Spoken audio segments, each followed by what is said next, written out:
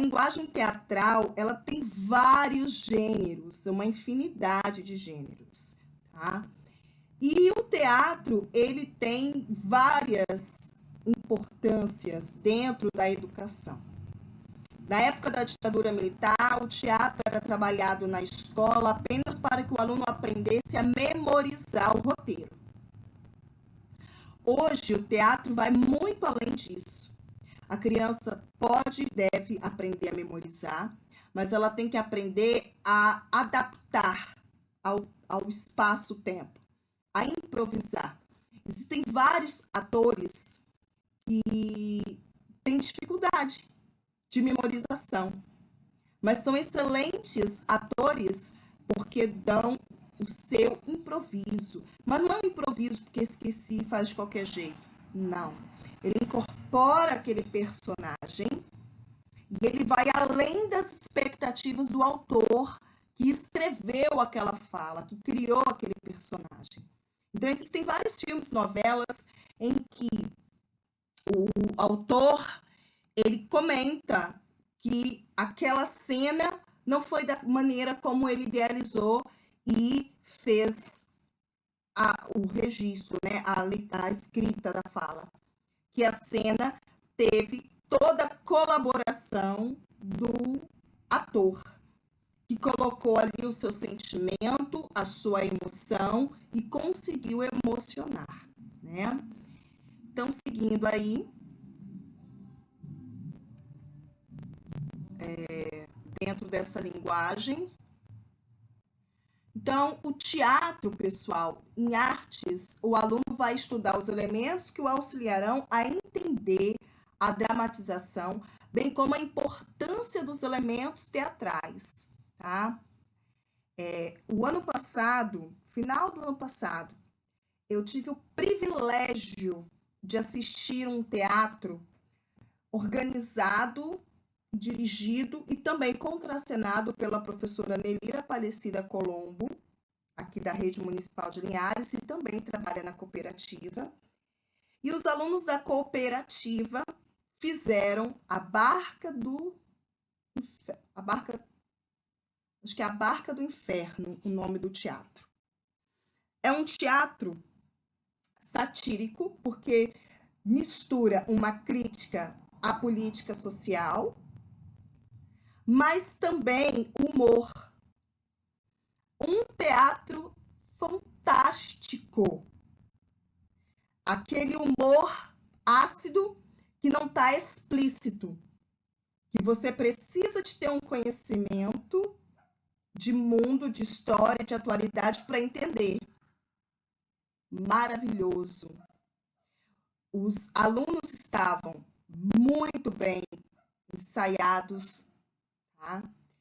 Muito bem preparados, envolveram-se na trama, incorporaram o personagem.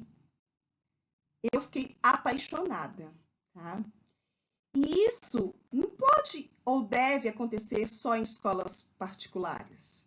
As escolas públicas também têm capacidade de fazer bons grupos teatrais. Todavia, nós precisamos de sensibilizar o professor de artes a trabalhar também a arte cênica. Em contrapartida, eu também vi um outro teatro na escola que eu trabalho, que eu fiquei muito triste.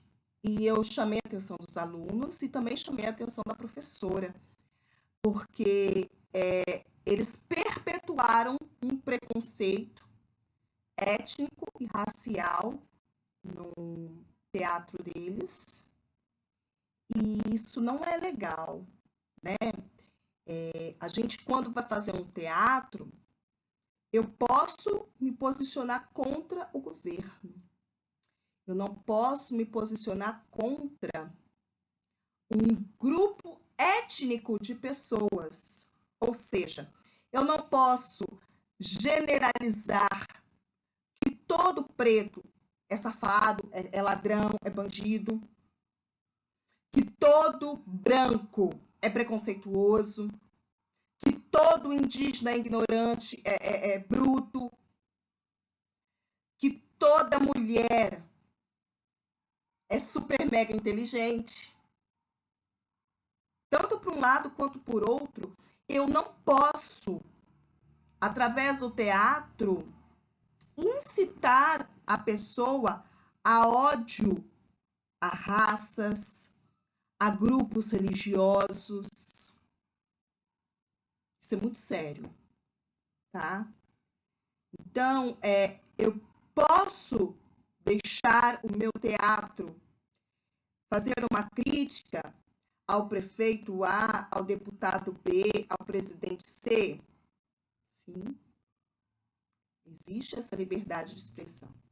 Até porque ali você não está discriminando o ser humano, mas o ato, a profissão dele.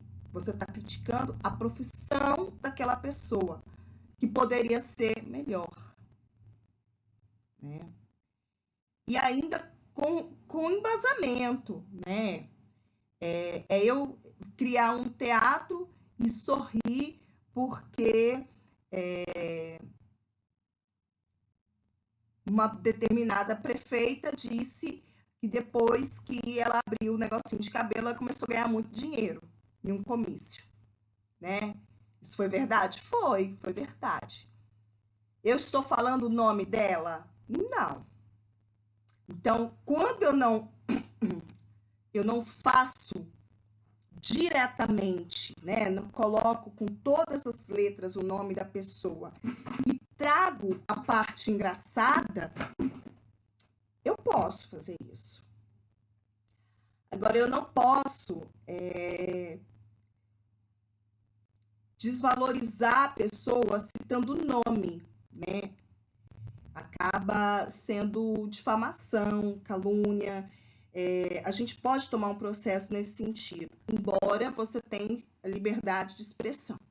Ou seja, nos teatros eu posso fazer uma sátira ou uma crítica à situação vigente, mas eu jamais posso permitir que um teatro vá a público denegrir a imagem de um grupo religioso, étnico, cultural. Eu não posso fazer isso. Eu não devo fazer isso. Porque aí eu vou estar passando acima do que o trabalho do pedagogo se propõe a fazer, que é estabelecer relações harmônicas, encaminhando o ser humano ao conhecimento. E quando eu faço isso, eu estou encaminhando, ou deixando de encaminhar, ou permitindo que ele caminhe pelo caminho da ignorância, né? Da violência verbal. Então, a gente tem que ter esse cuidado. Para Santos, o teatro integra diversas linguagens, como a pintura, a escultura, a literatura, a dança e a música. O teatro, pessoal, ele necessita ter sonoplastia. Os efeitos sonoros dão toda uma veracidade, dá emoção à cena, auxilia os artistas a contracenarem melhor. Assim como a iluminação também ajuda muito. E é do teatro de sombra sem a sombra, sem a luz, né? Qual é a função do teatro, pessoal?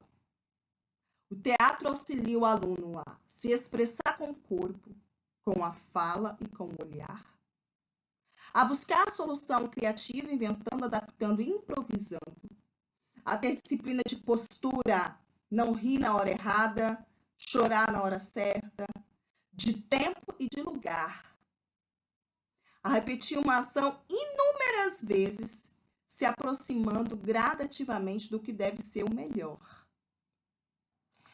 Então, pessoal, o teatro ele ainda é importante por empenhar na busca de qualidade do que vai ser apresentado. Isso é muito importante. O aluno vai fazer uma releitura de Romeu e Julieta. Então, ele necessita ler a obra original. Ele vai criar uma versão nova, uma versão moderna de Chapeuzinho Vermelho.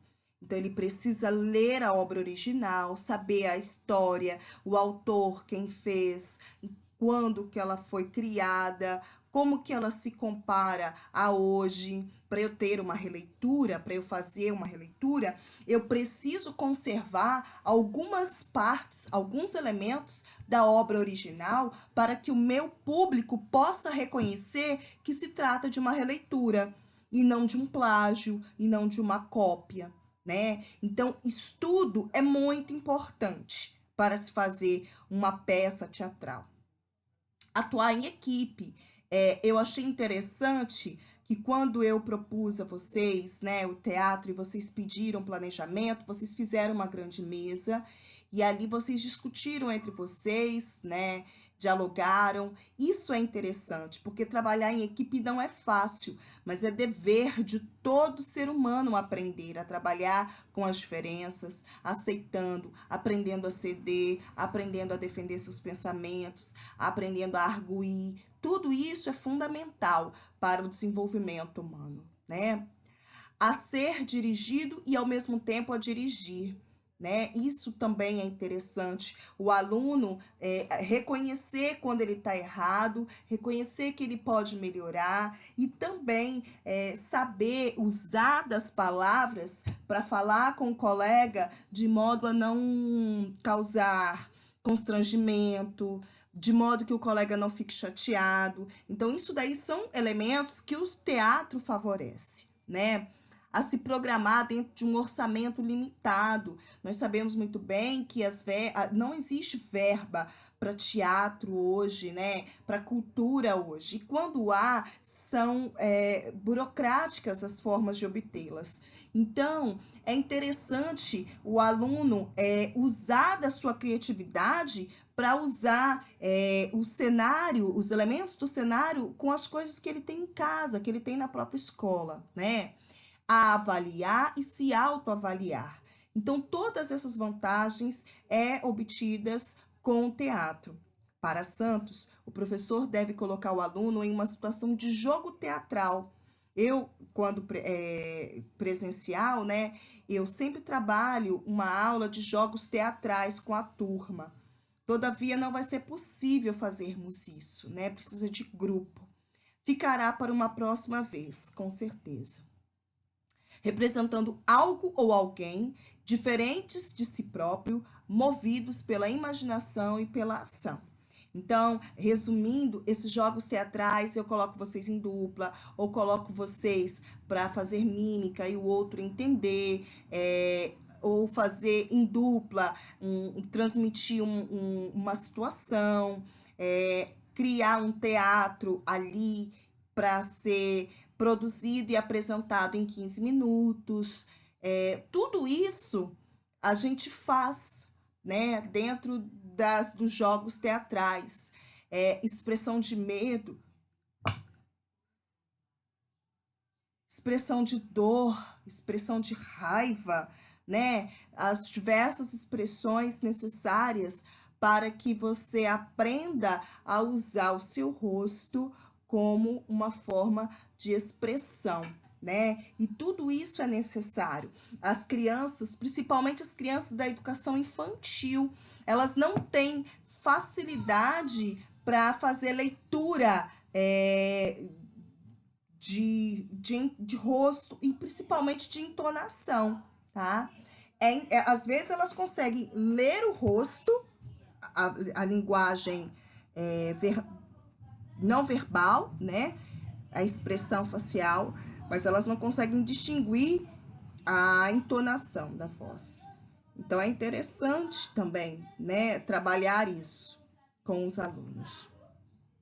Seguindo, pessoal, vamos para os elementos, as propriedades do teatro. Todo teatro precisa de ter personagem. E aí eu posso ter um personagem, que é o caso do monólogo, e eu posso ter vários personagens, dependendo da peça teatral.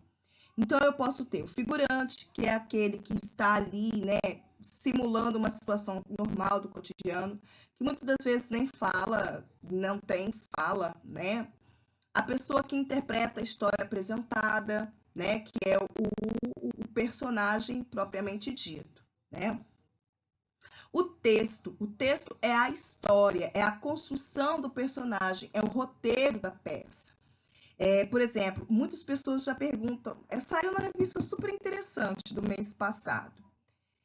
O autor, quando cria a novela, já tem o fim pronto? A maioria deles, sim, tá? A maioria dos autores, quando cria uma novela, já tem o fim pronto. Mas ele não é engessado. Dependendo do desenrolar da novela, o autor ele pode modificar o fim que ele havia criado para cada personagem, tá? As novelas são teatros, né, mais longos.